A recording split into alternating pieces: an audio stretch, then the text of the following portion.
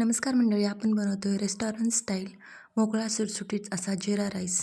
तसेच आपण हा कुकरमध्ये झटपट बनवणार आहोत. त्यासाठी कुकरमध्ये तेल किंवा तूप टाकून घ्यायचं 1-2 चमचे.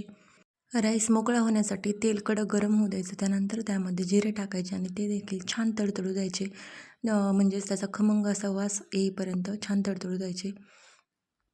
त्यानंतर त्यामध्ये टाकायचं आहे पाणी आणि एकदम छान गरम होऊ द्यायचं कडक. मी अगोदरच तांदूळ स्वच्छ धुवून 10 मिनिटे भिजवून घेतलेले आहेत. पाणी एकदम गरम होऊ द्यायचं. त्यामध्ये टाकायचं मीठ. हा राईस बनवण्यासाठी मी कोलम तांदूळ वापरला आहे. तुम्ही कोणताही तांदूळ वापरू शकता.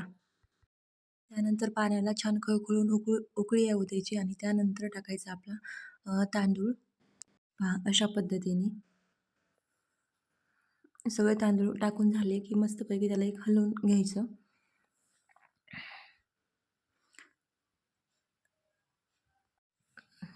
आणि नंतर टाकायचं आहे, लावायचं आहे कुकरचं झाकण.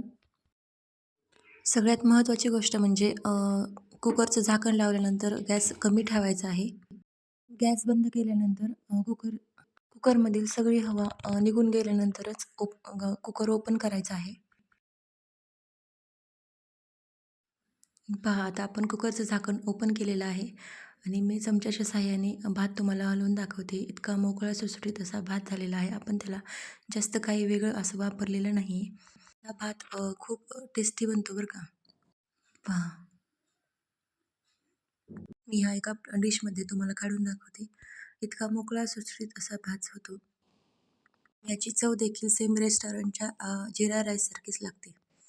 पहा किती मोकळा सुटसुटीत असा भात झाला आहे.